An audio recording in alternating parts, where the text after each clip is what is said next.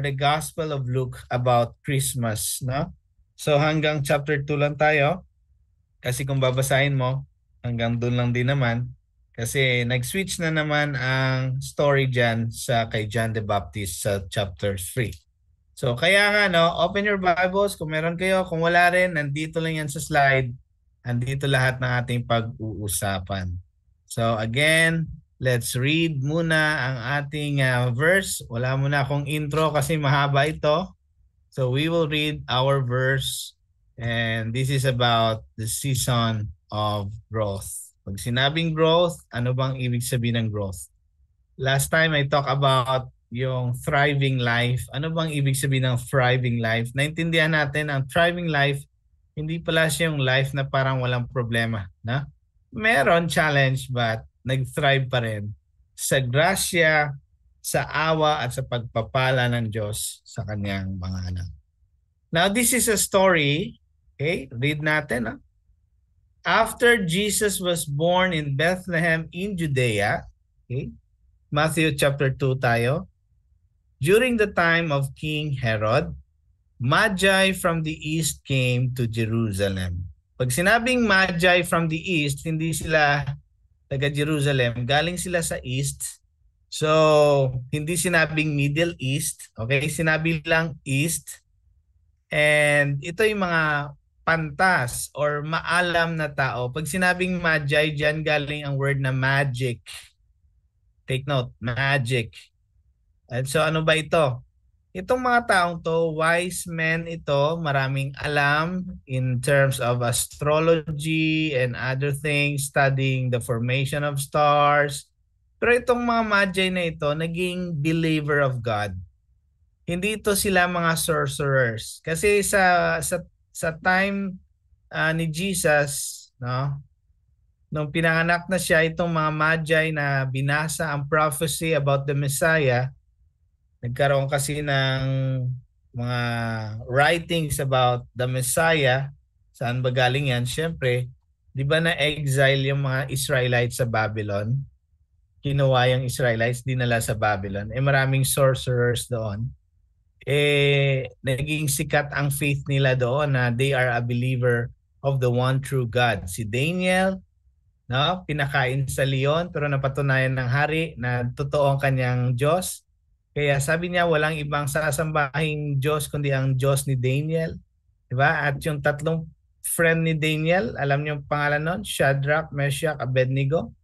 Ganon din dahil naniwala sila kay God, hindi sila nag-compromise sa faith nila. Yun naman ay sinunog sila sa fury or sa umaalab or naglalagablab na apoy. Sinunog sila, tatlo sila, pero nakita ng hari, parang may kasama silang apat. And that's the presence of God, kaya hindi sila nasunog. So ito, yung faith nila, because of those miracles, na-influensyahan yung mga taga-Babylon and other people na dati mga sorcerers, ngayon naging maalam na tao, pero hindi na sila mangkukulam. Hindi na sila mga sorcerers, hindi na sila mga magicians, kundi sila nag-study na, ginamit nila yung kanilang kaalaman to study the written prophecy about the Messiah. Siyempre, sino nagsulat ulit?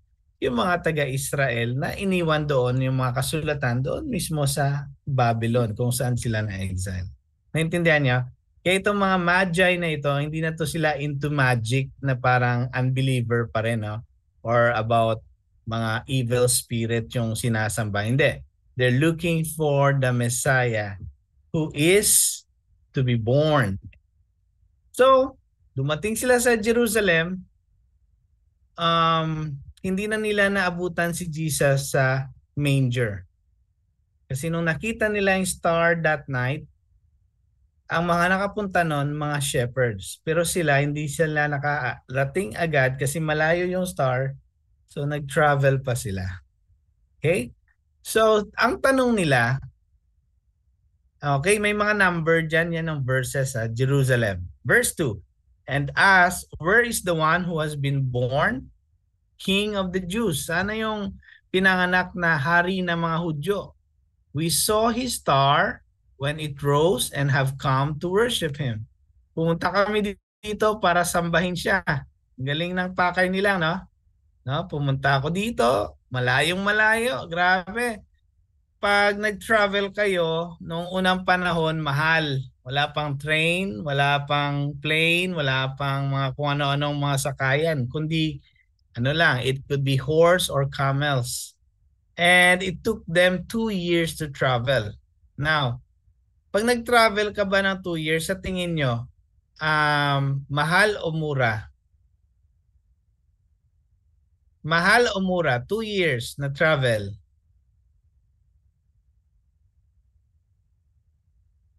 Pwedeng sumagot. Mahal. Kasi araw-araw kakain kayo 3 times a day. Siyempre, yung mga kinakain nyo, sumasama sa inyo. Kunwari, yung mga tupa, mga goat, hindi naglalakad din yon. At may mga shepherds din kayong nag-aalaga ng mga pagkain nyo habang naglalakbay kayo kasi kakainin nyo yung mga hayop eh. Hindi naman pwedeng patayin nyo na katayin nyo lahat. Wala pa namang refrigerator noon. So ang kanilang kinakain syempre, nag-travel din with them.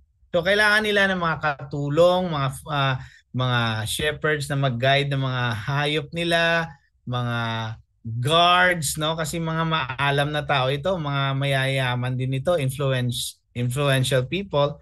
They need guards, servants, or shepherds to tend their sheep with them, or goat, kung ano ba ang kinakain nila, no? So mahal, sobrang mahal po mag-travel noong unang panahon. Intindihan niyo yung context? Sobrang mahal. Pero ano lang ang kanilang pakay sa verse 2? Bakit sila nag-travel? Ha? We have come to worship God or worship Him. Jesus Christ. Gagastos sila, willing silang gumastos para sambahin lang si Jesus. Oo, dito pa lang meron ng lesson, no? Tayo minsan ayaw gumastos para sumamba. Parang, ay, mahal. Ayokong magsimba, mahal. Tapos mag-o-offering pa doon pagdating doon. O, mga ganon pag-iisip, parang nagbibilang pa tayo, no? Pero sila, tingnan mo, nag-travel ng 2 taon, more or less 2 years, para lang makita ang bata. Para ano? Sambahin si Jesus. When King Herod, sa verse 3, heard this, he was disturbed and all Jerusalem with him. Na-disturb si King Herod kasi hari siya. Sinong sinasabi nilang merong hari na pinanganak? Ako lang yung hari. Ano siya na-intriga siya kasi may kapalit na pala siya. Tapos ang nangyari, pati mga tao natakot tuloy. Kasi pag ang hari noon, merong doubt or wala nang trust sa mga tao sa paligid kasi feeling niya papalitan na siya bilang hari, lalo na may narinig siya merong pinanganak na hari, delikado lahat ng taong nakapaligid sa kanya. Kaya sinabi diyan, he was disturbed and all Jerusalem with him. Pati mga taga Jerusalem talagang nagtitiptoe. Ayaw nilang makadisturbo sa hari or bad trip yung hari sa kanila, baka patayin sila eh. Kasi threatened yung hari. When he had called together, yung si Herod, pinatawag lahat ng people na chief priest ng mga Israelites o mga teachers of the law nila, pinatawag, no, mga maalam na mga nagsastudy ng Word of God sa Israel, tinanong niya sila where the Messiah was to be born. Saan panganak? Based sa nakasulat. Ito yung sagot sa verse 5. Ang sagot nila, in Bethlehem in Judea. They replied, for this is what the prophet has written. Ito yung quotation nila from the Word of God, no, sa Old Testament. But you, Bethlehem, in the land of Judah, are by no means least among the rulers of Judah. For out of you will come a ruler who will shepherd my people, Israel. So may nakasulat na pala noon na meron talagang hari na lalabas from Bethlehem. Tapos, verse 7, then Herod called the Magi.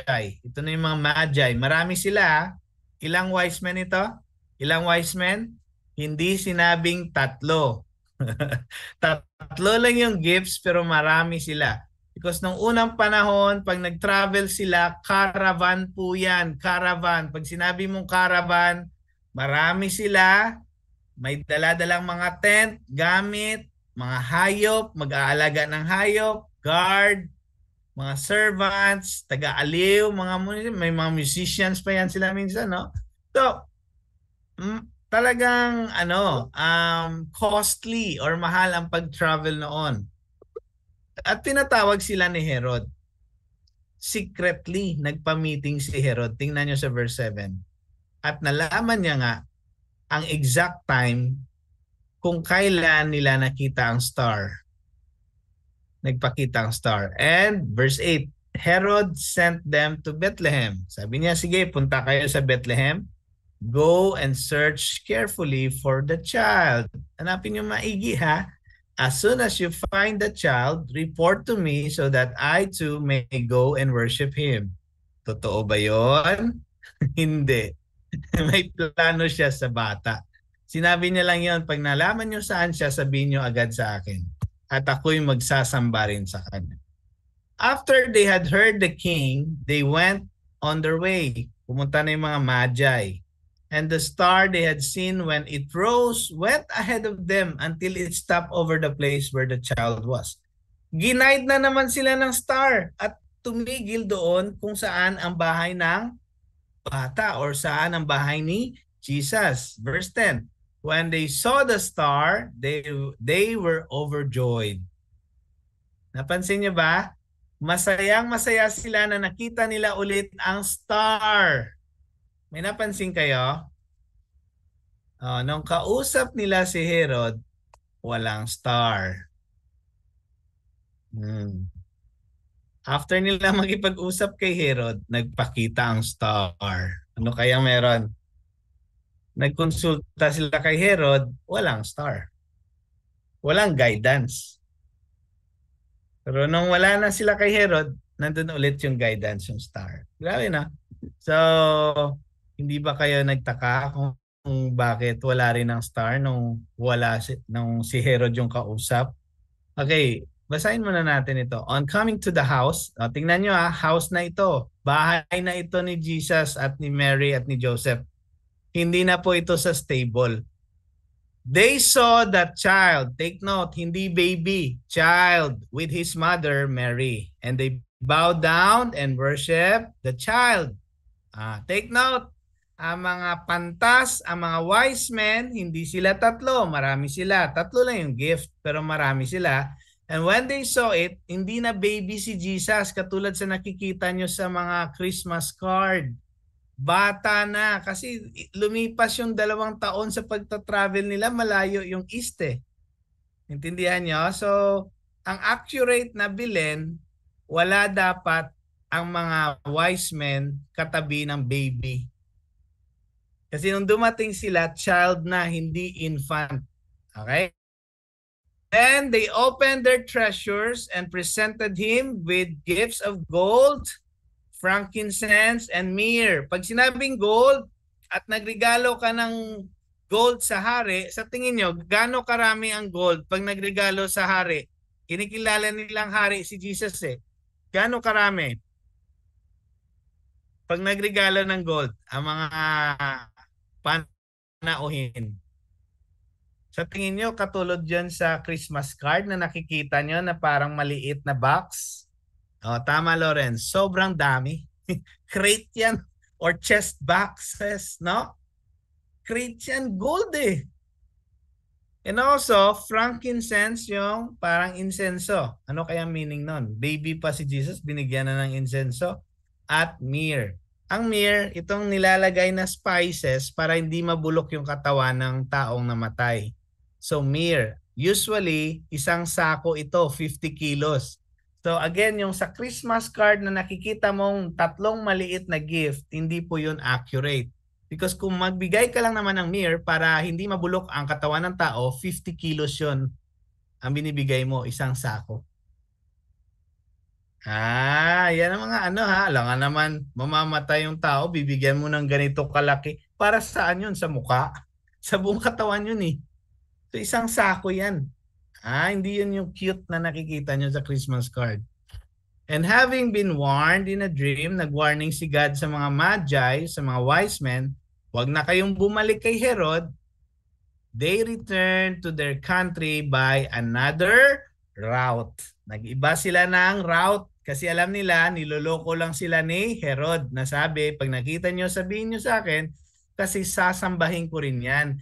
Pero sa totoo lang, threatened siya na meron ng pinanganak na hari. Feeling niya, papalitan siya. Okay? Naintindihan niyo yung konteksto? Kaya sila, itong mga magi, winarning ni Lord sa dream. Take notes, sa dream. Palaging nakikipag-usap si Lord noon sa dream.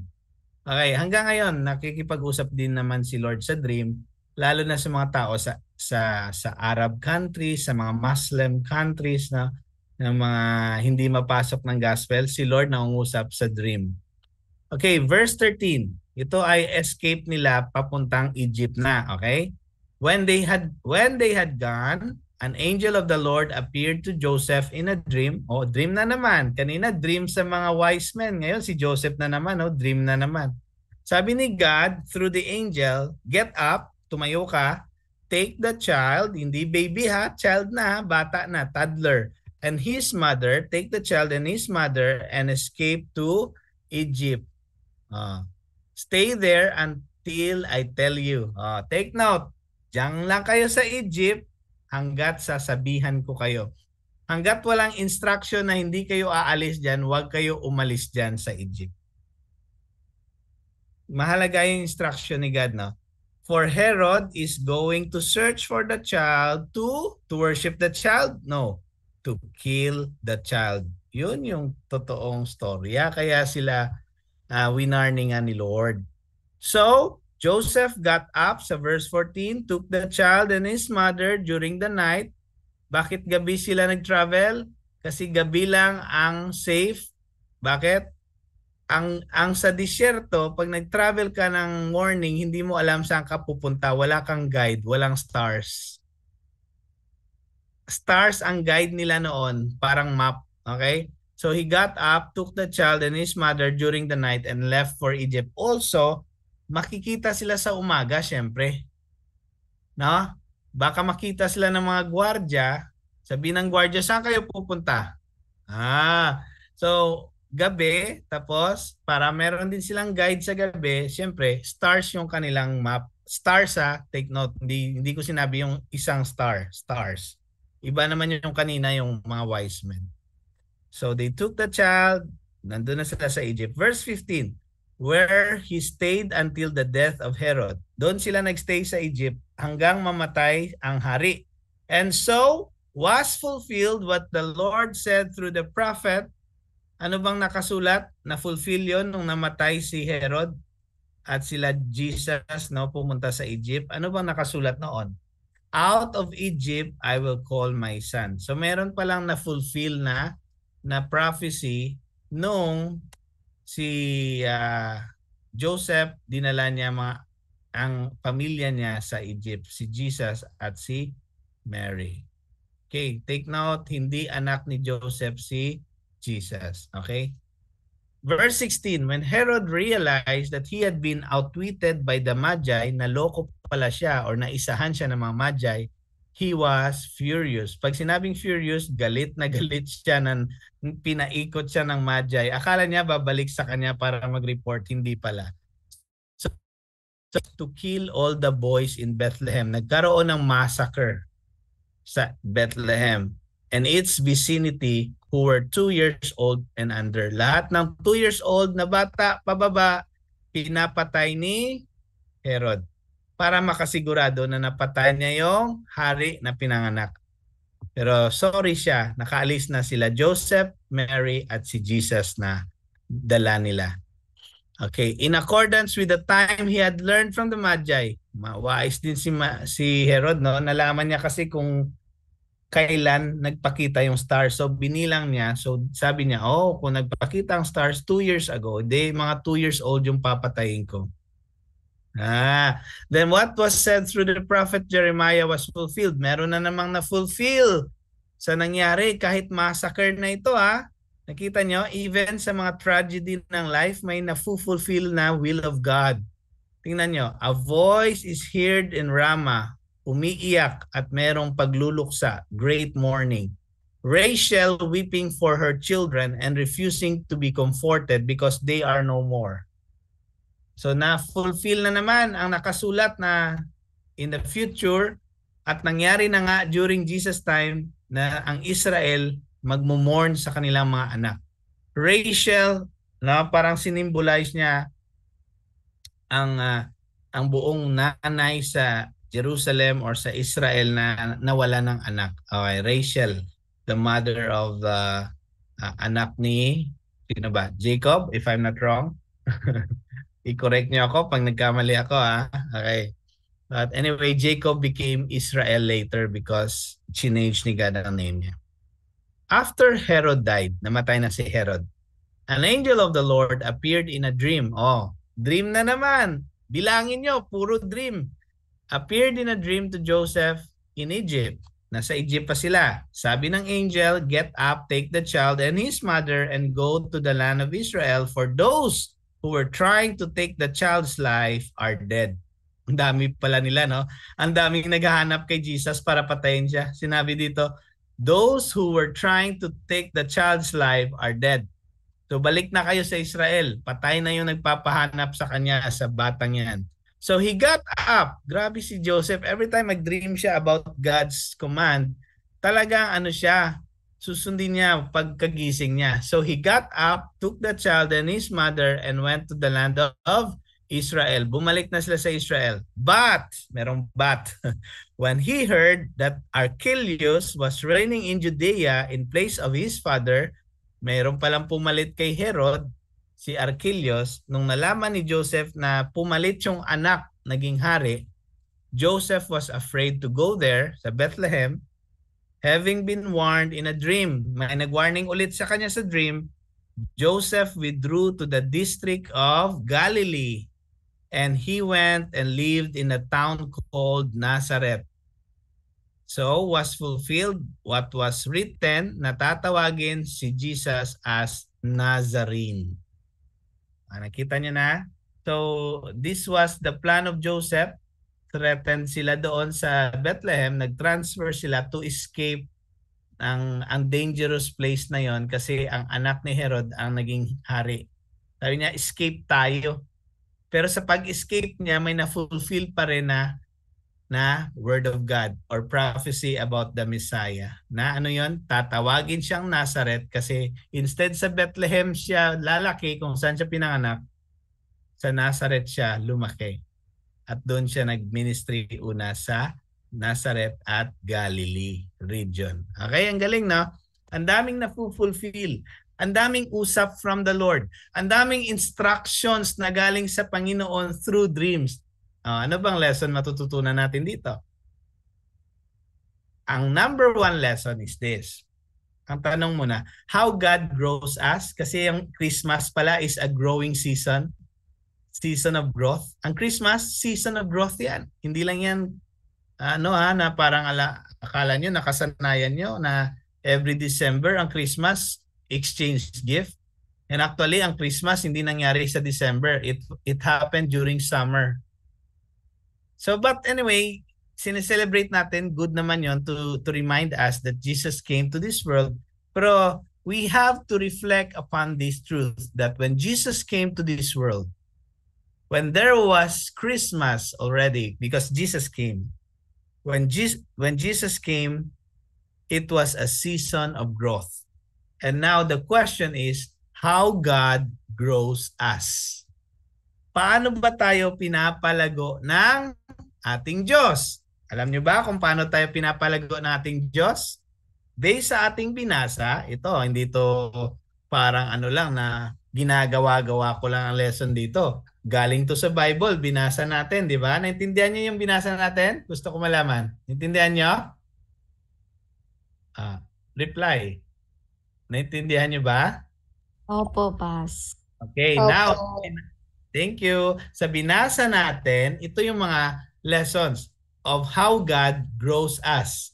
Paano tayo pinapalago ni Lord? Number one, We are growing when we are going where God leads us. We grow when we are going where God leads us. Binasa naman natin, no? Kung saan i-lead ni God si Joseph or si Joseph at si Mary, doon sila pumupunta. Kahit malayo yung Egypt, pinuntahan nila. Tapos mamaya-maya, after 2 years, sabi ni God, through the angel, sa dream palagi siya kinakausap pag natutulog siya. Joseph, patay na yung nagpapapatay sa anak mo. Hindi niya pala anak, sorry. Sinabi sa bata, balik ka na sa Israel. So, kung saan ang gusto ni Lord, pumunta si Joseph at si Mary, doon sila kahit mahirap. So, sa ating buhay pala, itong lesson, kung saan tayo nililid ni Lord, doon tayo dapat pumunta. Sometimes it's not a place. Sometimes it's not a geographical location. Sometimes God wants you to go from bitterness to forgiveness. From being a sinner to repentance, repenting from your sins. From being in a dark place of sin into the kingdom of light. God wants you from being empty person to being filled by His presence. God wants you to go where He wants you to go. Yun ang ibig sabihin nun. And if you want to grow, you have to follow God's leading. Because going where God leads us, grows us. Hindi yan pwede na, ayoko Lord, gusto kong lumago pero ayaw mong sumunod sa leading ni Lord. Pwede ba yon? Pwede bang lumago na hindi tayo sumusunod sa leading ni Lord?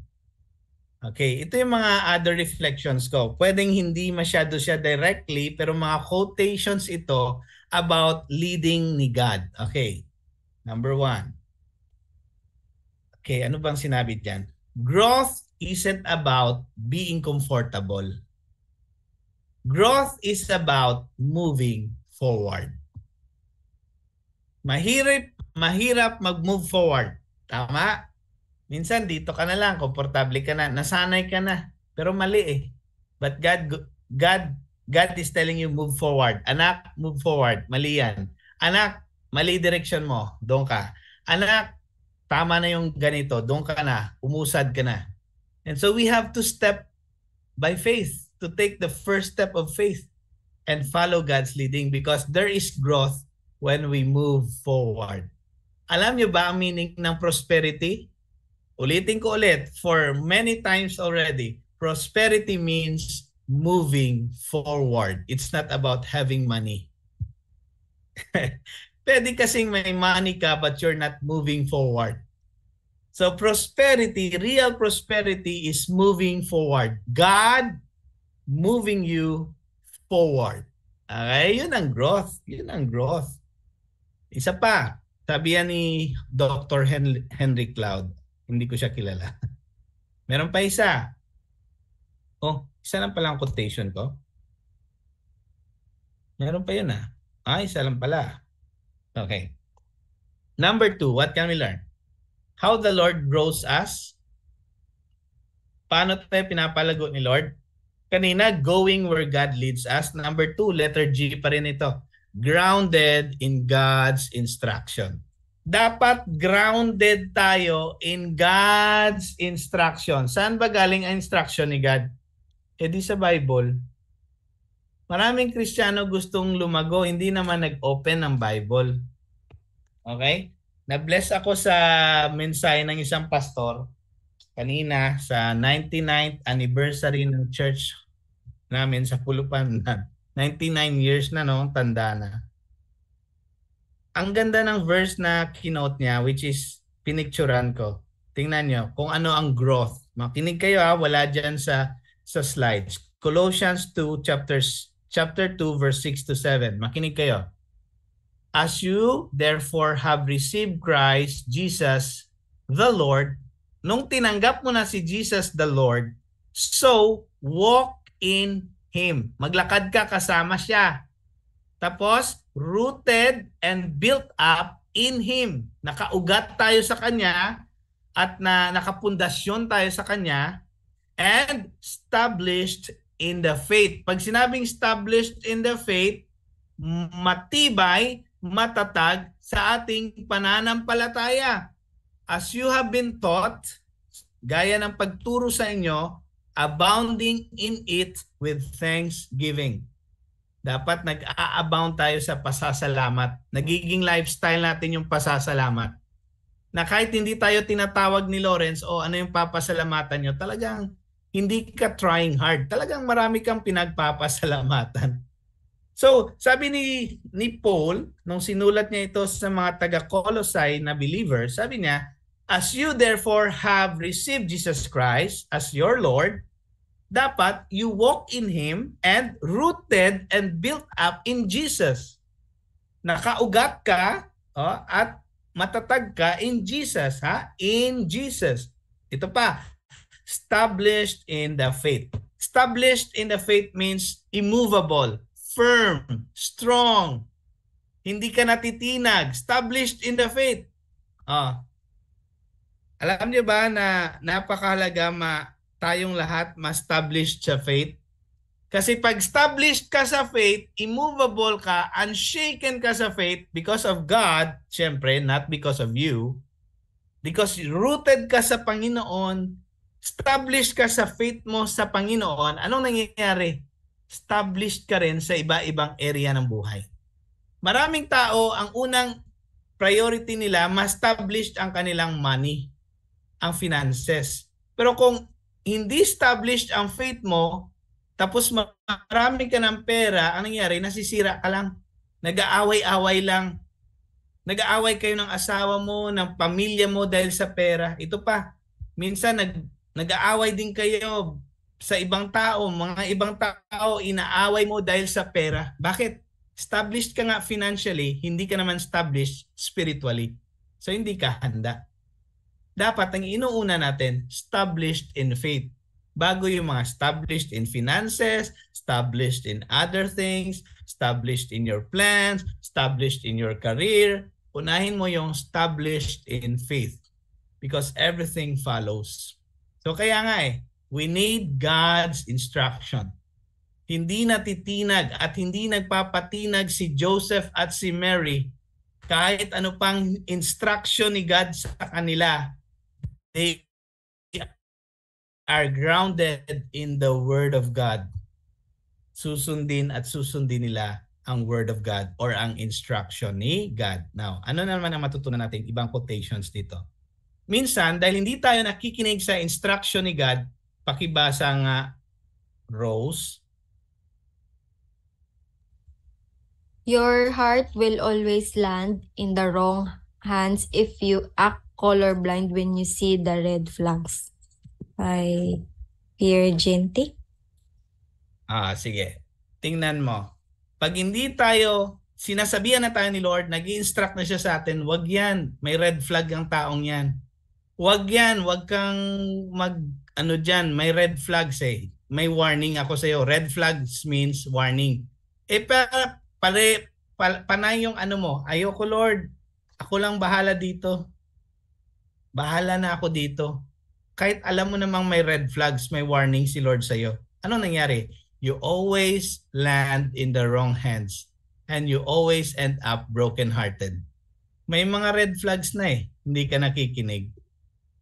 Di ba? So, God's instruction is very important kasi binibigyan niya tayo ng warning. Ito pa, another about red flags. Pakibasa nga, Lawrence. Ignoring the red flags because you want to see the good in people will cost you later. Okay. Pwede ito ma-apply sa marriage. Sabihin mo, magbabago din to. And you keep ignoring the red flags. Pero obvious naman na may warning na si Lord, may red flags na nga But because I want to see, magbabago pa ito, nagsuffer ka tuloy. And it will cost you much. It will cost you later.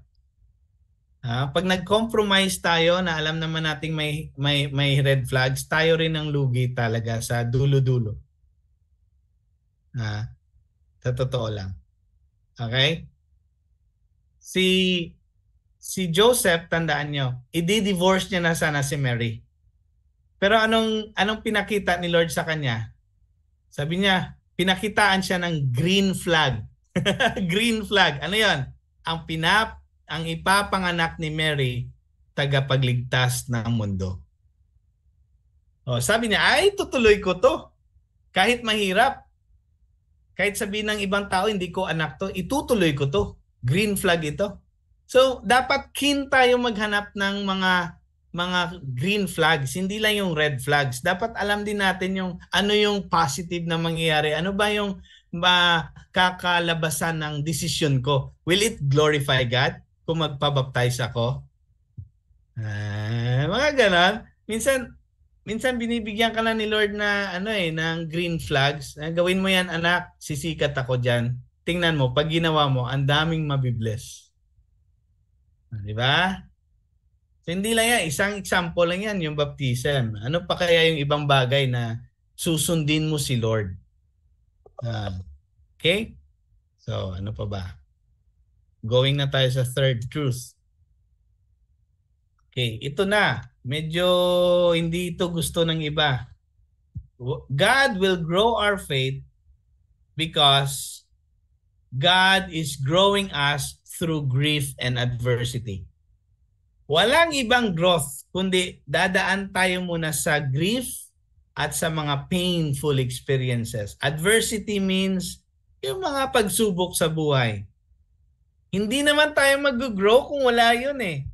Naniniwala ba kayo? Kung walang problema, hindi tayo mag-grow. Kahit hindi ka nga maniwala eh. It's a fact. Na nagla-learn lang tayo pag meron ng problema. Tumatanda lang tayo ng lesson, tatandaan natin yung lesson pag may nangyari na. Gets niya? Katulad kahapon, buti na lang iningatan kami ni Lord.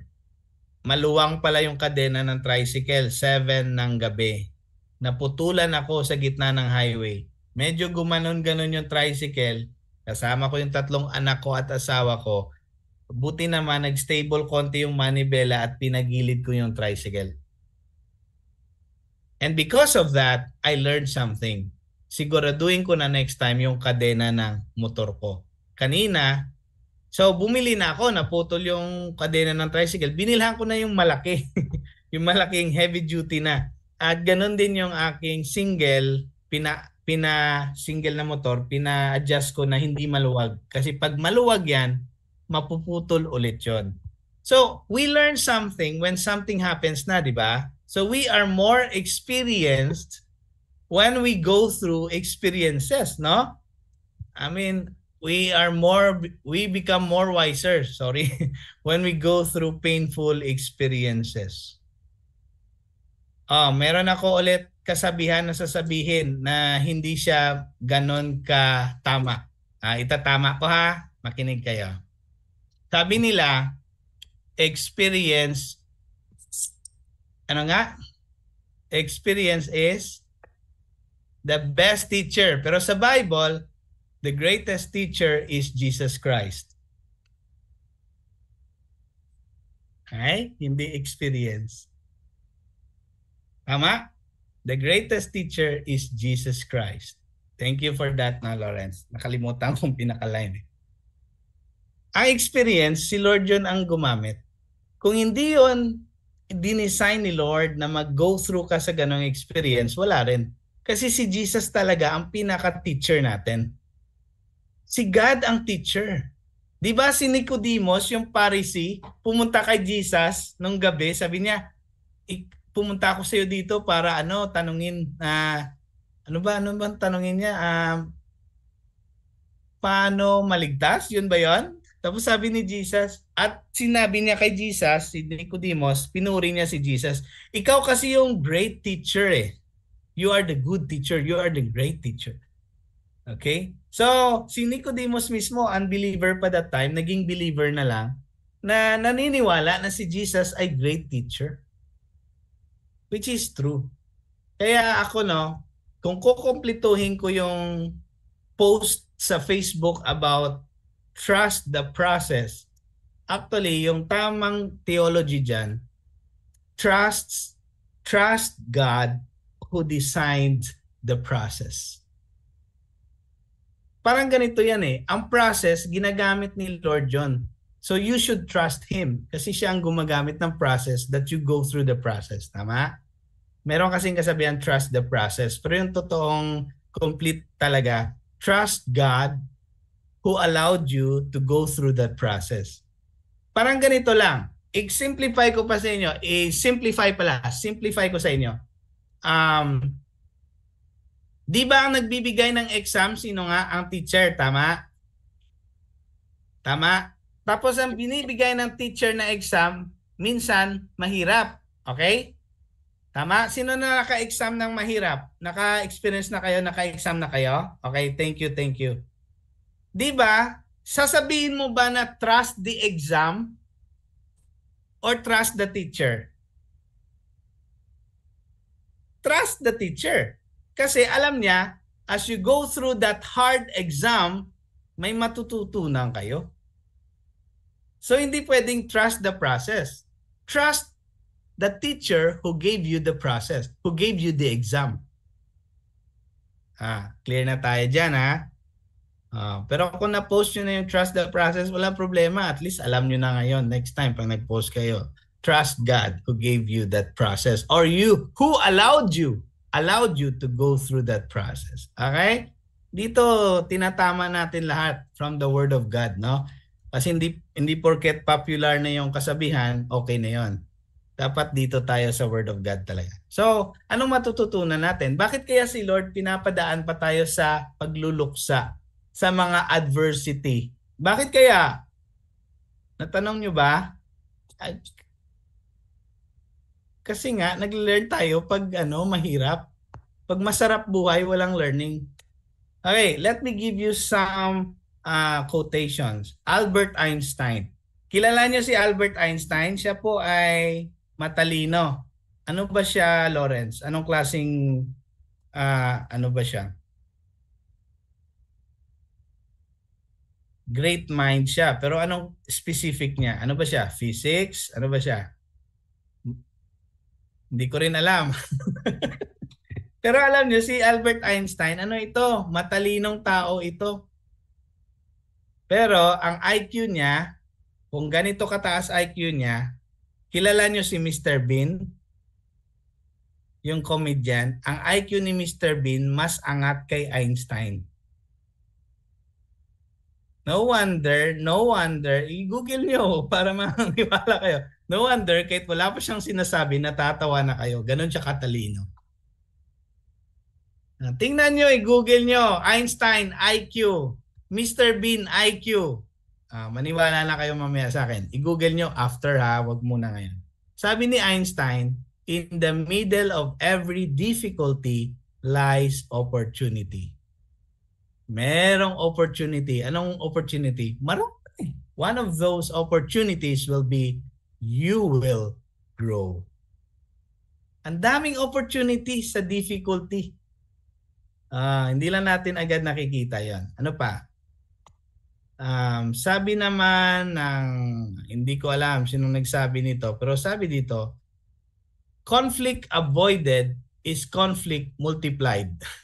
Naniniwala ba kayo dyan? Pag iniiwasan mo daw ang conflict, mas dumadami. Sinong naniniwala na ang conflict dumadami pag iniiwasan? Naniniwala ba kayo dyan? Si Ma'am Riza, thank you po Ma'am Riza. Tama no, pag iniiwasan mo yung conflict, mas dumadami.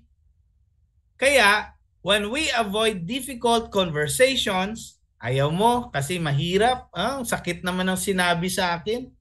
Masakit naman yung sinabi ni pastor. Masakit naman yung sinabi ni Lord sa Bible. You know what? When we avoid difficult conversations, we trade short-term discomfort for long-term dysfunction.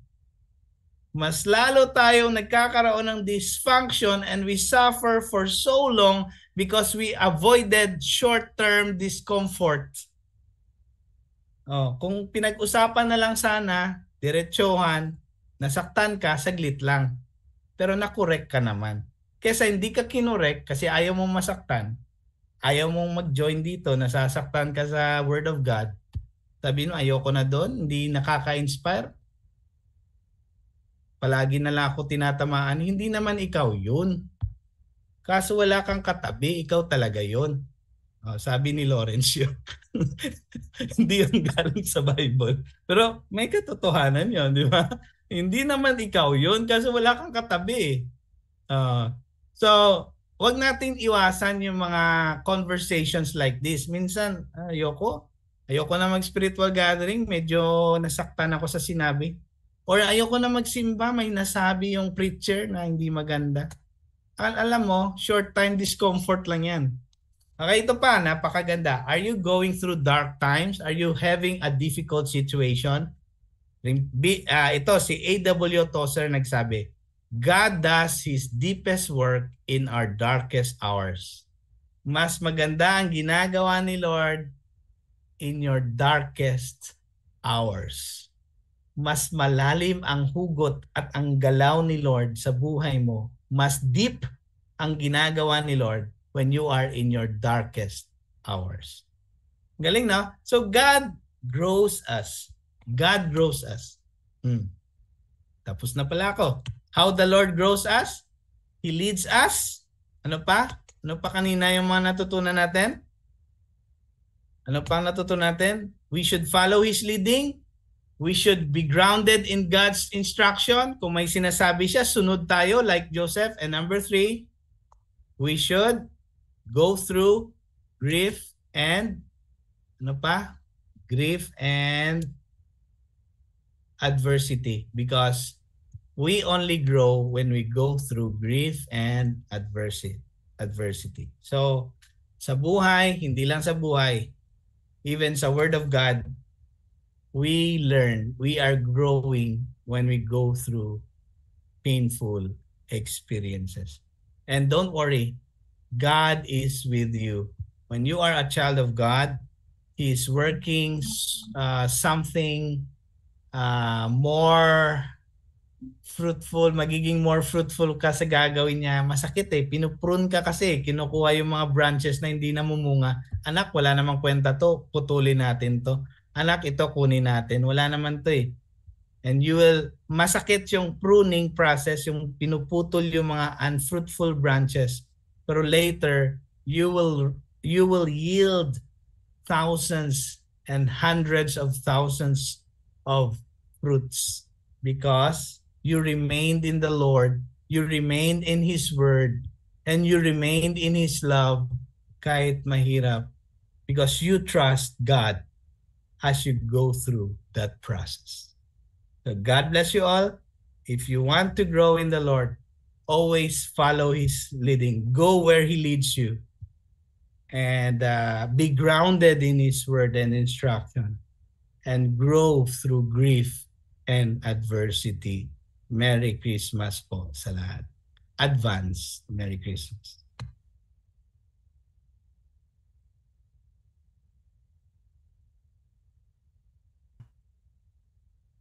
Super nakaka-blessed. Nalaman natin ngayon ang tunay na storya.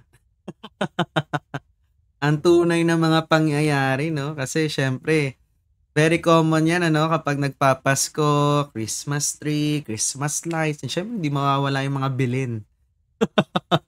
No, yung image na yan, no? So, maganda, at least, natututunan natin ngayon na hindi lang pala sila tatlo, no? Kundi madami sila, diba? Meron pa yun yung may nakapatong ditong tupa, diba? Meron kami ng dati lagi, no? So, talagang very clear ang image sa akin noon, yung mga bilin, no? So, at least dito natututunan natin, no? Ganun pala yun. At hindi na baby, diba? Pero, ang galing lang nung kinikwento ni Paz, no? Ito talaga yung isa sa mga paborito ko ding tinuturo ni Paz, no? Every Christmas, yung story na yan about the birth of Jesus, no? Na nakakatuwa lang isipin, no? Dun sa mga magi, nag-travel sila for 2 years para lang tadyain si Jesus, no? Kumbaga, parang, actually, wala naman talaga tayong pinagkaiba dun kasi gustong-gusto Tama? Minsan kasi, kapag, kumbaga lagi ko ang tinuturo when it comes to our goals, you have to double your passion, no? Hindi enough na passionate ka lang. You have to double your passion. Hindi rin pwedeng gusto mo lang eh. Dapat gustong-gusto mo eh. Just like what the Magi's did. Gustong-gusto nila eh. 'Di ba? That's why they traveled for 2 years para sadyain si Lord, no? Tayo nga eh. Alam mo 'yun, ilang oras lang naman. Hirap pa tayong bumiyahe, hirap pa tayong magsimba, no? Eto nga nasa live ka pa eh, ayaw mo pa pumasok dito sa Zoom. 'Di ba? Yung mga ganun, sobrang simple nun, 'di ba? Ikaw nga, tama, ikaw 'yun. 'Di ba? Kumbaga, pwede ka naman pumasok dito, 'di ba? Pero bakit hindi, no? So hindi ko na alam. Pero alam mo 'yun, doon pa lang tama si si Paz. Doon pa lang may lesson na agad, may wisdom na agad doon na pag gustong parang ano lang naman 'yan eh. No, sino pa ba dito hindi nagkagusto sa isang tao? 'Di ba? Pag may gusto ko nga sinasadya mo kahit saan pa eh. 'Di ba? Talagang pinupuntahan mo pa, no? Pero kapag ibang bagay na, no? O bukod kay Jesus, halimbawa na lang dito sa business natin, 'di ba? Layo eh. Ano kaya ano pa? Umuulan eh. Mga ganun. Dadami ka ba pag naulan ka? 'Di ba? So, ang galing lang nun kasi biruin mo yun nga 2 years, 'di ba? Nakakapagod yun. Magastos na yung travel noon, mas magastos na ngayon. Dumali na nga ngayon pero mas magastos na eh. Mas napadali yung travel ngayon pero mas magastos, no? Pero grabe, ang galing lang no, no? Yun yung isa sa mga tumatak sa akin ngayon. Bago ako mag-share na iba, sino pa gusto? Yan, sino may ibang take away, no? Tama eh. Parang ano lang yan, pagbibideo on, no? Sa ibang bagay, naka-video on ka. Dito, si Jesus, hindi ka makapag-video on. Wala akong katabi. Wala akong katabi, GM. Ayan, thank you po, Pastor. Ang ganda. May natutunan din ako. Kasi sa mga kwento, di ba, ano po, talagang baby si Jesus, yung mga yung anong tawag dito? Yung palaging nasa picture, na dinalaw siya, binigyan ng regalo. Baby pa siya. 2 years old na pala. Dito ko lang, ngayon ko lang nalaman. Buti na lang. Disclaimer. Wait lang ha. Next week, may explain ko naman. Ang Opo. look nag-focus siya sa shepherd. Yun talaga, yung shepherd, baby talaga siya.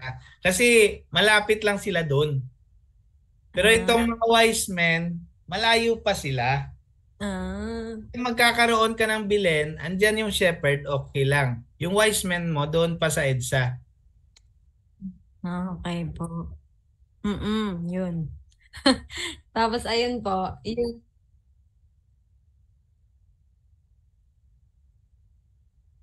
grabe, travel ng 2 years, no? Parang sobrang tagal. Parang hindi ko paano mag-travel ng 2 years, sobrang tagal po nun. Para lang, di ba?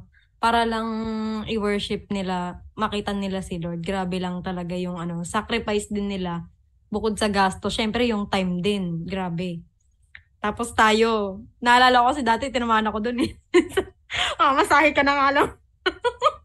Masahe ka na lang nga. Tapos ka pa. Minsan, ay, mahal pa masahe. Grabe lang. Tapos, ayun po, na tumatak din po sa akin yung kung paano tayo mag-grow din kay Lord po. Yung sinabi kanina ni Pastor na yung going where God leads us po, na tama eh. Kasi minsan, may mga gusto po talaga tayo na yung tawag dito, parang hindi naman yun hindi tayo doon nililid ni Lord. Kumbaga dapat, talaga, yung i-follow natin yung God's leading, kung ano yung dapat na sa atin ni Lord. Tsaka yung grounded in God's instruction, nakasulat pa eh. Yung parang, yung kapag nag-walk ka po kay God, ayan, dapat, hindi lang yung instruction na kung saan lang galing, dapat yung instruction po talaga na nakasulat din sa Bible. Tapos ayun po, yung growing through grief. Yun sa grief, yung tama po, no? Yung ang dami po nating pinagdadaanan, ganyan, na hindi lang siya yung basta lang natin pinagdadaanan na para lang sa wala. Mayroon talagang natututunan kada may mga pagsubok, may mga nangyayari.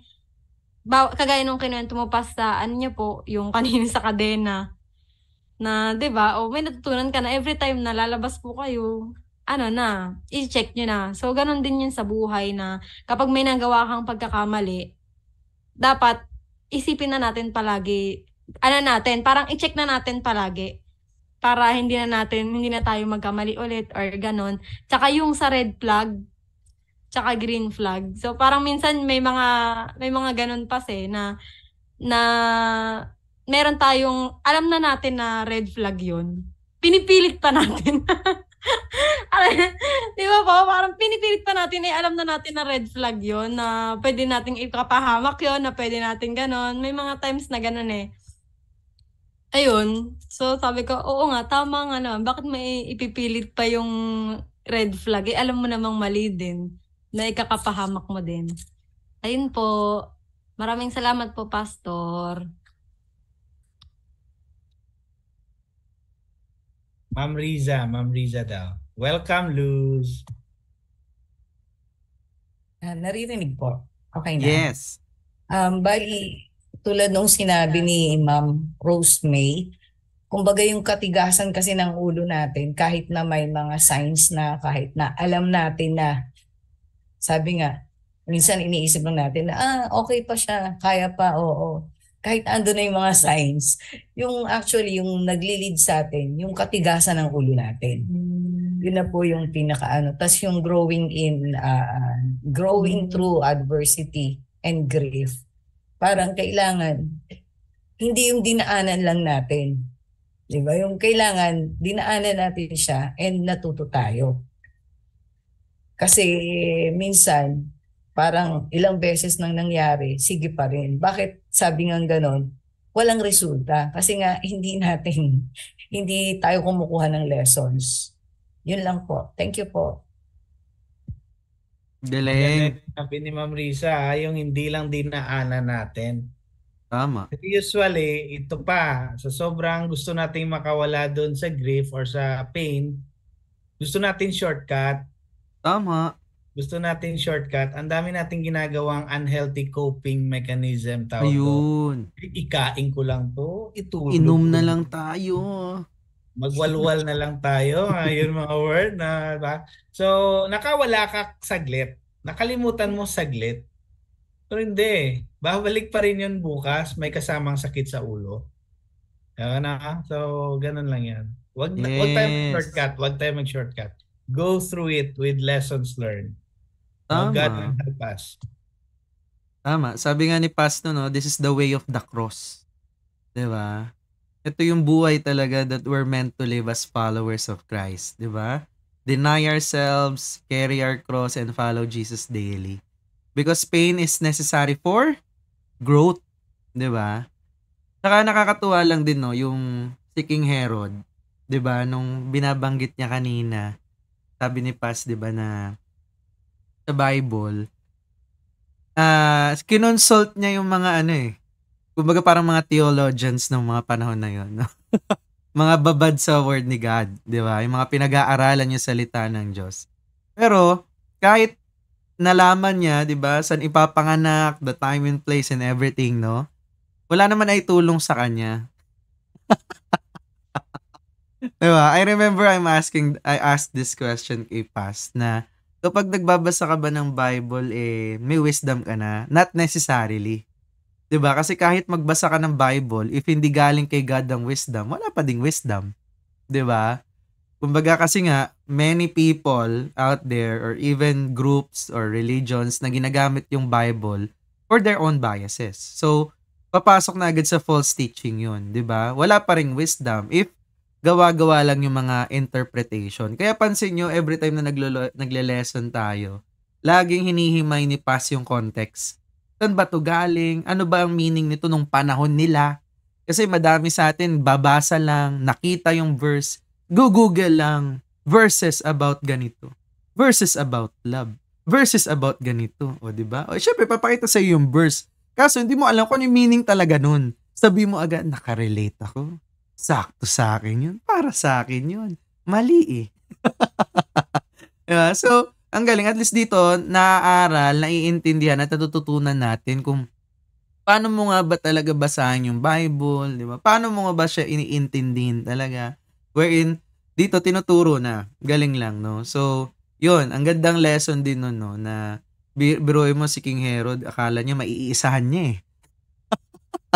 Akala niya maiisahan niya si Jesus eh, no? Kinonsult-consult niya pa porket nakasulat yung prophecy. Pero wala rin na itulong sa kanya. Ayun. Sino ba gusto mag-share? Ako pa, Jen. Yes, go. So, hindi ko po naabutan yung una ni Pa sa yung nagkakwento kay Jesus. Pero, based po sa mga narinig ko sa tatlong shepherd, parang naano ko na po siya sa napanood ko na siya sa TV, yung sa Superbook, ay yung mga nganak si yun, parang naano ko na din. Na figure out ko na kung ano yung kinukwento ni Pas ng una.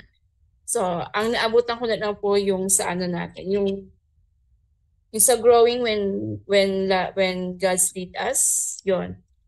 So, sa akin po, totoo na, ayun ba, yung talagang tayo ni Jesus na kung saan talaga tayo dapat patungo. Kung saan man dapat, yun talagang natin susundin. Huwag tayong, kumbaga huwag tayong liliko. Kasi dun tayo tinuturo niya. Tapos yung isa pa, medyo dun ako sa pangalawa, yung grounded in God's instruction. Tsaka sa quotation ni Pas na yung ignoring the red flag because you wanna see the good in person will cost you later. Parang na-remind sa akin yung Pasko na sige pa rin ako ng sige, bigay pa rin ako ng bigay na chance sa isang tao na to kahit ilang beses na ako sinaktan, ilang beses na ako niloko, pero go pa rin ako kasi nasa isip ko, ayoko sayangin yung 5 years 5 years kami, tapos sige magbabago pa to, okay pa to. Pero ilang beses ang dumating sa part ko yung binigay niya sa akin ni Lord ng ganito na siya Kumbaga, kahit anong gawin mo, hindi na siya magbabago Pero yung sa akin kasi, lahat naman tayo may pagbabago, di ba? Kung gugustuhin natin Kung gusto talaga natin magbago para sa isang tao, kahit para sa sarili natin, magagawa natin. Yun yung tumatatak sa akin. Kaya tumagal ng 5 taon na talagang bigay ako ng bigay ng chance sa kanya. Hanggang sa one time na talagang sumuko na. Kasi it caused me talaga na heartbreak talaga na talagang na-stress ako, yung sobrang stress ko.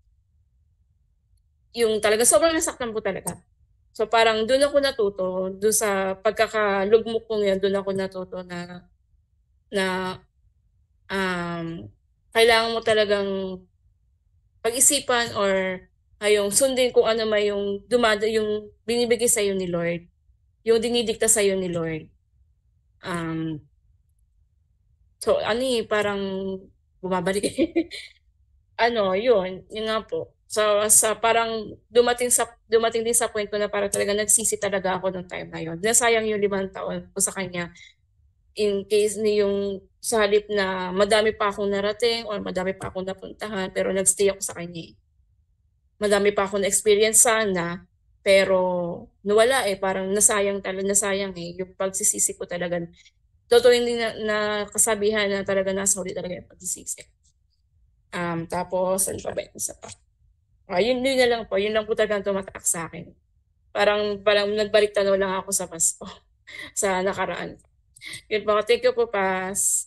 Okay. Galing. Napansin ko yung sinabi ni Ma'am Joanna na nasayang yung 5 taon. Pero mas maganda yun kaysa nasayang yung 50 taon mo sa kanya. Yun. Tama Galing. Tama, perspective. No? Ayun. Tapos, isa rin sa mga tumatak sa akin, no, yun nga yung wise men. No? Kumbaga, hindi pala sila 3, kundi madami pala. Tama no? Kung ikaw ba naman magta-travel ka ng 2 years, 3 lang kayo. Better lang. Tama di ba? Siguro nanggaling yun dahil nga dun sa 3 gifts, no? Kaya parang naging 3 lang sila. Dahil may 3 gift, 3 lang yung wise men, no? Pero at least ngayon na naiintindihan na natin. Tama, no? Parang custom kasi yun nung panahon nila, no? Na whenever na nasa presence ka ng royalty, kailangan talaga may regalo ka. Pero question ko lang, is nung binigay ba nila yung mga gifts na yun is, kumbaga, as gifts lang talaga, it holds no significant meaning dahil Meron. meron. Okay. Kasi yung gold, Jesus as king, di ba? King, born king, sabi nila sa ano siya. Frankincense, incense, Jesus as the high priests. And myrrh, yung pang-preserve ng body na 50 kilos yon, hindi yon cute na gift, is Jesus as Savior who will die for our sins. So yun yung mga significance na pwedeng hindi rin nila alam. They just it. Alam mo naman, lahat ng taong nag-obey lang, no? Yung mga prophecies na nangyayari din, they just obey. Even nga yung nag-disobey si Herod, patay niya lahat, na fulfill din yung magluluksa ang Israel. Tama. Because nawala yung mga bata. So, yun, no, may meaning yun. And later na lang din yun, syempre, na-realize ng mga tao. Pero si God, planado na yan ni God. Galing. And isa pa, yun na nga, kung merong mag-a-attack sa bandits na alam nila may mga gold itong dala, kung 3 lang sila, sino magtatanggol sa sarili nila? So, they hire guards, they hire servants to cook for them, they hire travelers to be with them, and may isa pa kong nalaman, no, sa isang preaching. Nalaman ko to, narinig ko to, ang ganda. Kung si Jesus daw, ano ba to? Kung nandito yung bahay ni Jesus, marami yung marami sila, 'di ba, sa caravan. Pwedeng yung mga nila, kung ito yung bahay ni Jesus, yung mga kasama nila nag-tent dito sa paligid. Sa gitna ang place ni Jesus. Pero there's no biblical basis. In-study lang nila yan based sa mga iba pang mga sources. Pero anyway, kahit anong pang posisyon nila, anong klaseng pag-tent nila, basta they are excited to worship Jesus. So, 2 years just to worship Jesus, no? So it's not a matter of ano ba kalayo yun? 2 hours ba yun? Ang layo naman ng church. Ano ba kalayo yung ganito? Mga ganon. So hindi. When you serve God, when you serve people, di ba? Serving people is serving God, ha? Kasi sabi ni Jesus, when you feed the hungry, you do it to me. When you clothe the naked, you do it to me. So every time we do service to people, kahit ano pang cost niyan sa atin, gagastos tayo ng malaki, we're not doing it to people, we're doing it to Jesus Christ. Kahit ano pang gastos na oras, gastos ng resources ko, lakas ko, abilidad ko, ibubuhos ko, I'm not doing this to people. When I do this to people, I'm actually doing it to Jesus Christ. So dapat ganun ang mindset, kasi ganun ang sinabi ni Christ. Galing. So, parang yung mga magi, unaware sila sa fact na kung ano meaning ng gifts, basta dinala nila yon because they want to honor the King of the Jews. No? Yes. Galing, no? Tama, no? Royalty, gold, yung incense, parang yung divinity niya, no? Galing, no? Tsaka yung mirror sa niya. Life. Okay. Pero hindi naman magagamit ni Jesus yun, di ba? Yung mga gifts na yun. Nagamit niya? Pumunta siya ng Egypt? Anong hindi si Jesus himself. Kumbaga nagamit din na nagamit ng parents niya syempre, pupunta ng Egypt, maninirahan doon. Galing, no? So, ganun kaplanado yun. Even yung, kahit di alam ng mga magi, no? Nagamit yung gifts. Pero ang galing nun pa na marerelate natin yan in the same way when we give tithes, no? Or we give to Jesus today. Hindi man natin na ibibigay directly kay Jesus ngayon, but to His people. Yan, katulad din na Paz, for those doing ministry, no, who use those gifts on His behalf and benefit. Di ba? Kaya ang galing lang na, no, na tama ginamit ni na Joseph yun in the following months para, syempre costly din yun. Back and forth sila sa Egypt. No? Tama, no? And alam ni God yun na kailangan nila yun at talagang ipinrovide na agad. Galing. Yan. Sino pa? Meron pa bang gusto mag-share? Si Luz daw may share. Hi po. Good evening po. Thank you for having me here, Charis. Para sa akin po ba lahat yun, Pas? Hindi naman. May Kasi kasama lahat. ko. Kasi talagang kanina pa ako natatawa na naiiyak sa mga naririnig ko. Kasi yun nga po, lagi siyang naririnig sa lalo ay Makatolik. Lagi siyang naririnig lalo ngayong season ng Christmas. So, mayroong mga portion talaga na na-enlighten ako talaga. Na-enlighten ako doon sa part na, ayun, yung pala yung nun. Kasi tama naman talaga si G.L.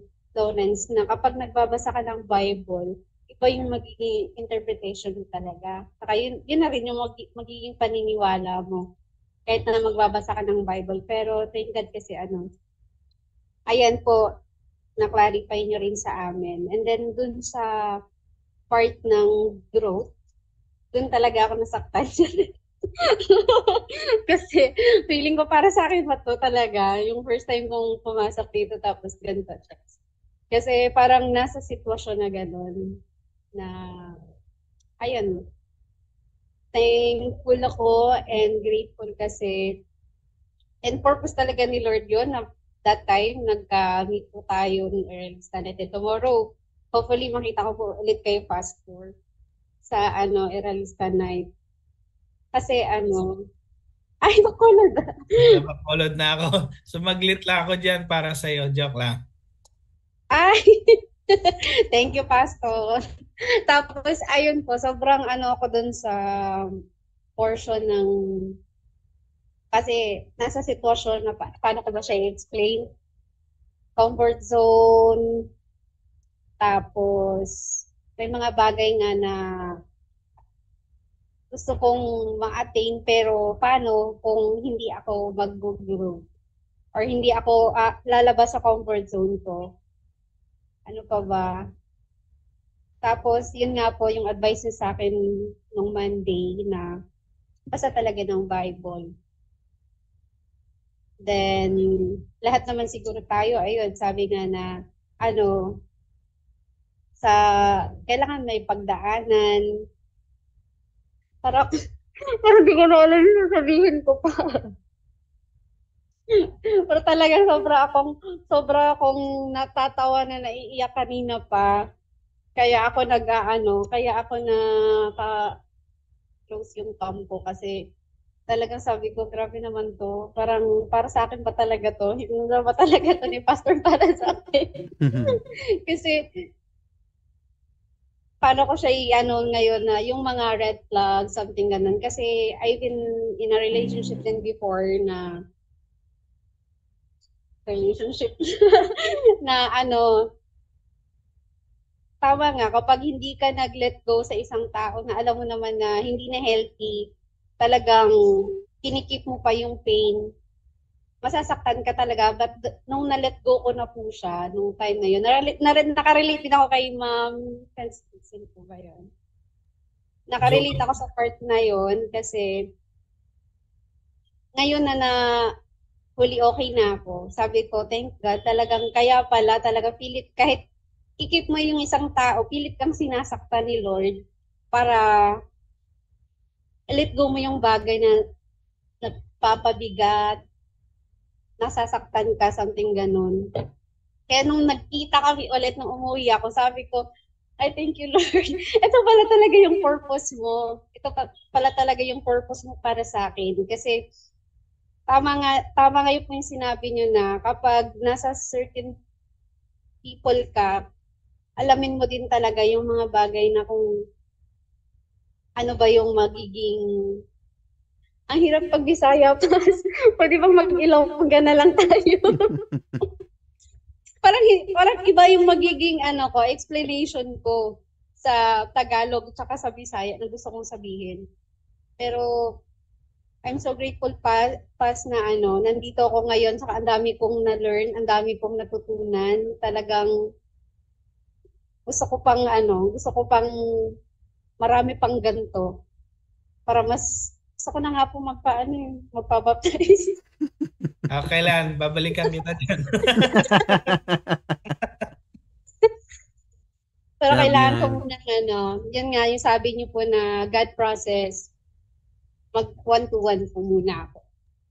Meron din ako, explain ko yan pag may time ka na para hindi yung parang pinipilit. Okay? Walang ganon.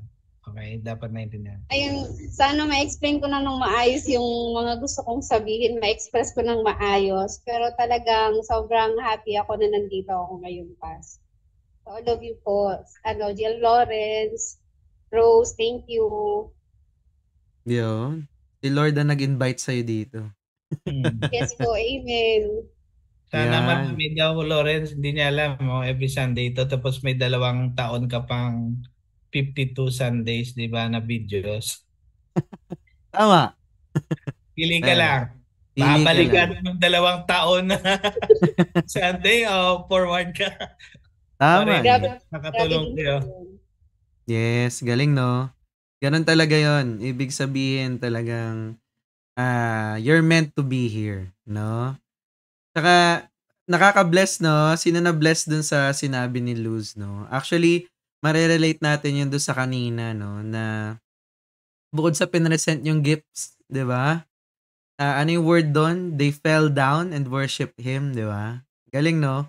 So, ang ganda lang nun kasi makikita mo merong iba't ibang response, no? Parang ganito, pag a-attend ka dito, halimbawa, sa una, iiyak ka. So, kalawa, okay na, nagiging grateful na yung heart mo. Kasi nga, nire-release mo yun, yung mga baggages mo eh. Di ba? And nakakatuwa lang dito, no? Nung dito, ang daming response na pwede mangyari.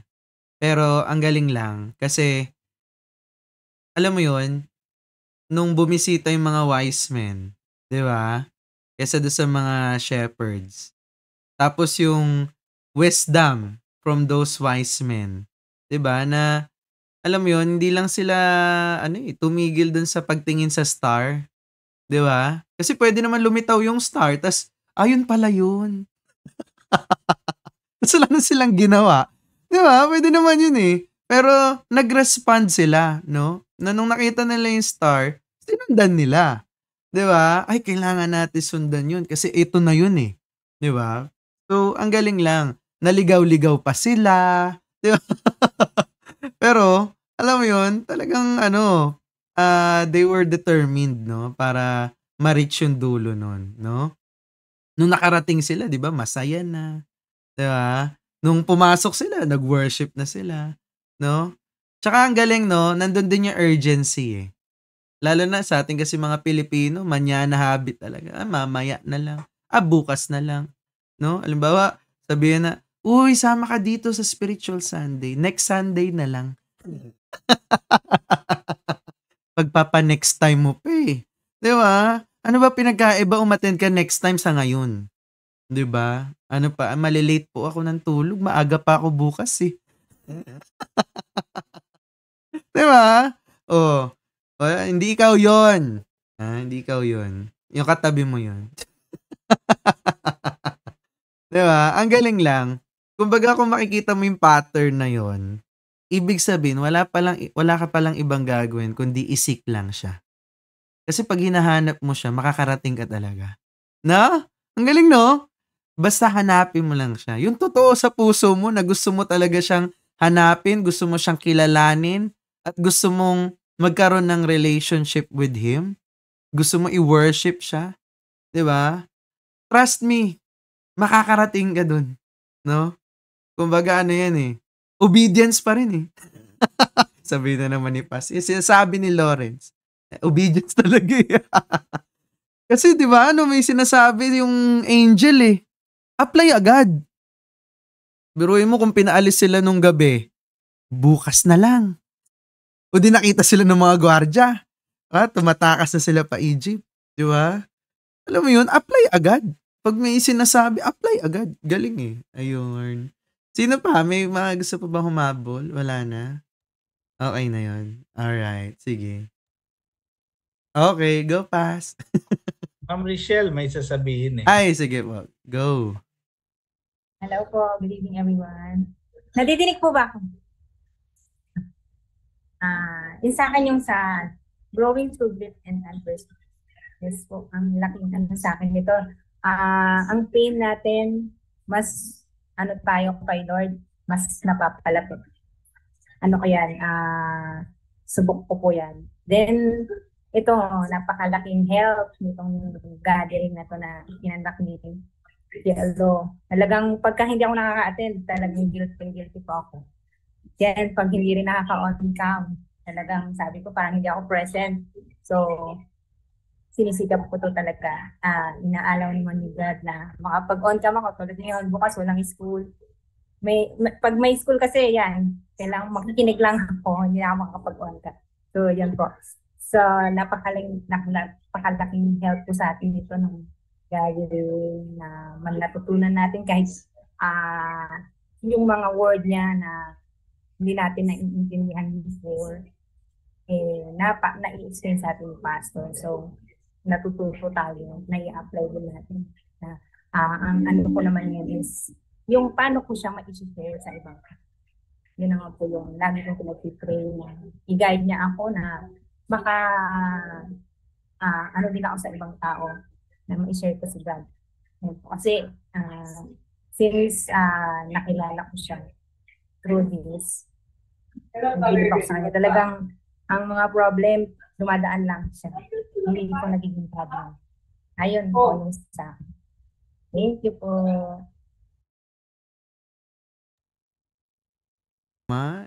Grabe no? Alam mo, when it comes to sharing, i-share ko lang no, nakaka-bless si Paz eh. Si Paz kasi magaling mag-paygo din yan. No, prospect as you go. Malupit yan. No, akala mo pag tayo nagkikwento, di ba? Lahat nakatabi mo sa pila, sa airport, no, nasakyan mong Grab, taxi, no, sa restaurant na kinainan mo. Ba, si Paz din. Kaya kung ano, tama namamaster mo rin naman yung pag-share ng negosyo dito sa business natin, i-apply mo lang din dun. Sa totoo lang. No, kaya kapag kasama ko si Paz, nakaka-bless talaga eh. Lagi kwento niyan, yung sinakyan kong taxi. Tinanggap si Lord. Walang mintis yan. Every time na babalik dito. No? Kaya nga nandito si Luz eh. May product po. Nakisakay lang yan. Ida-drop lang yan sa Bonnie dapat. Tama. Sasabay lang sa akin yan. Pauwi na kasi kami. Da-drop ko lang siya sa may somewhere in EDSA. Diba? O, dahil nakakwentuhan ni Paz. Close deal. Diba? So, kung na-master mo yung pag-share natin ng negosyo, nag-step 4 ka, mamamaster mo din ang pag-share kay God. No? Galing lang.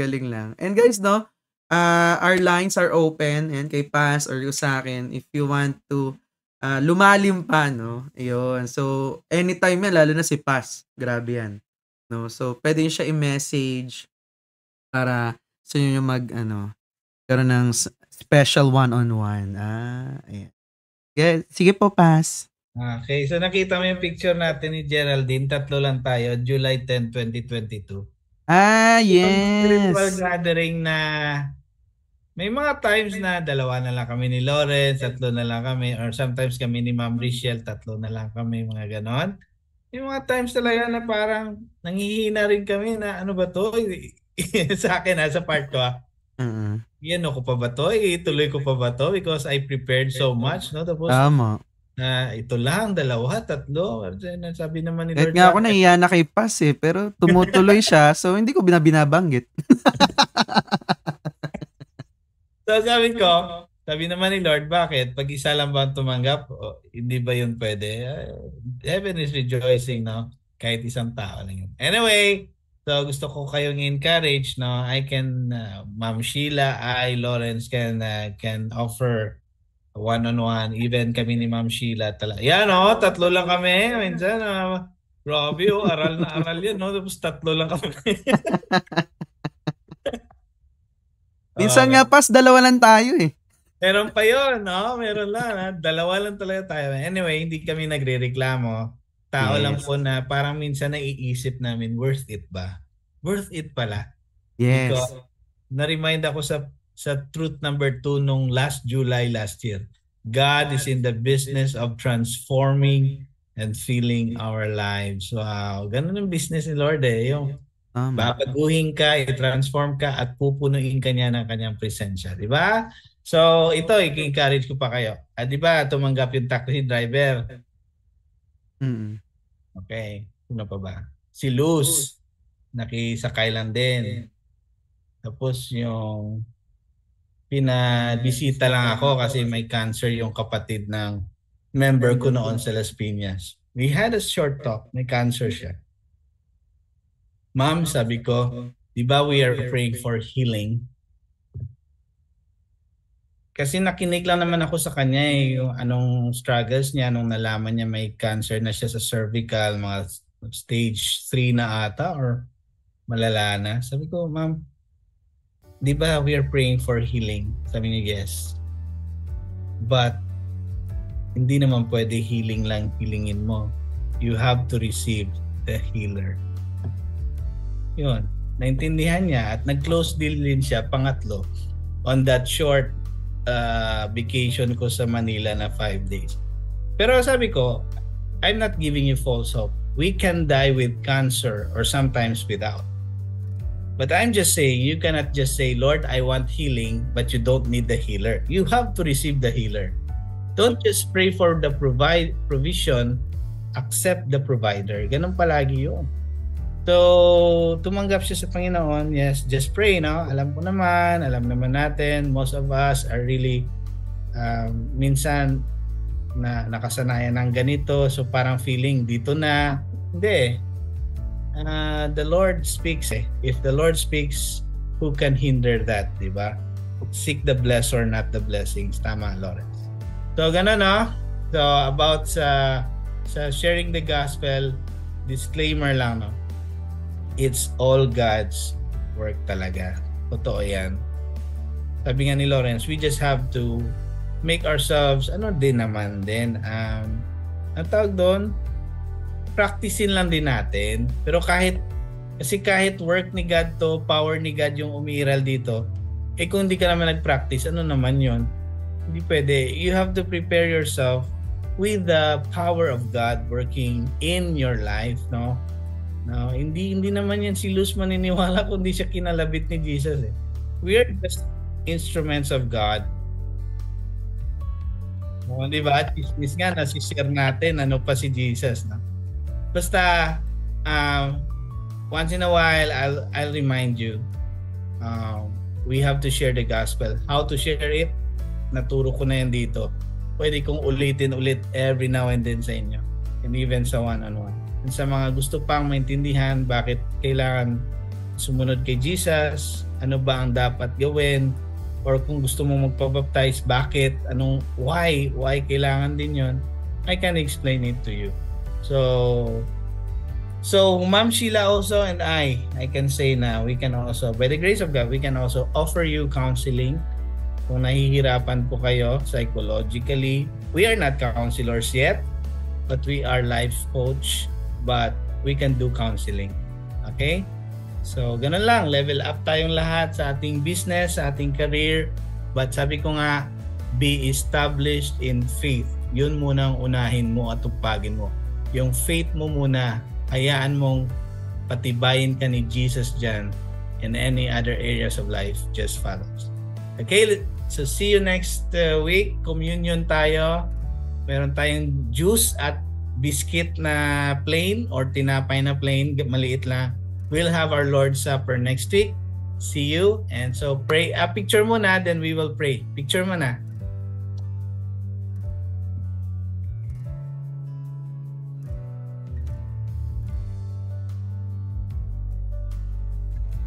Okay, let's pray. Panginoon, I pronounce this blessing to be upon them. As I declare this doxology to them, Lord, may your face shine upon them. May your guidance be upon them, your presence guiding them, and make them safe. Bless them as you make them a blessing to many others. Prosper them and make them move forward in areas that they are struggling. Oh God, I pray that you help them recover. I pray for wholeness. Kung merong mga feeling nila hindi sila buo, I pray for the Holy Spirit to fill that gap, make them complete in the presence of God. And may the Word of God, which is the most important instruction, may we listen to it, read the Word of God, obey what we have heard, obey what we have learned tonight, obey what we have meditated every day. And now, God, I just pray that you make them a channel of your grace, a channel of your peace, a channel of your joy. Nakita ko sa sharing namin ang joy sa heart nila, ang satisfaction nila sa inyo. Indeed, ang contentment namin nanggagaling lang kay Jesus Christ. Ang peace ng puso namin, ang kapayapaan ng mga isip at puso namin, galing yon sa presensya ng Holy Spirit sa amin, the presence of God. So Lord, may you bless them sa mga sakit, touch them, O God, sa mga kapatiran or mga friends or co-business people na kasama namin, Lord, na wala dito ngayon. I pray that you also bless their week and make them prosper in all areas of life. Lahat po kami, pinapaubayan namin ang aming buhay sa inyo, Panginoon. We recognize that you are our God and our Savior, and you are the one who can save us. You are the one who can give us eternal life and also abundant life. Thank you so much, Lord. In the name of the Father, of the Son, and of the Holy Spirit, we pray. God bless you all. Amen and amen. Merry Christmas! Next Sunday, December 2. Thank you, Lord. Thank you all. Thank you, pa. God bless you all. May tuloy lang tayo sa series natin. Nakahilera na yan. Hindi ko lang nagagawa yung PowerPoint. Bye-bye!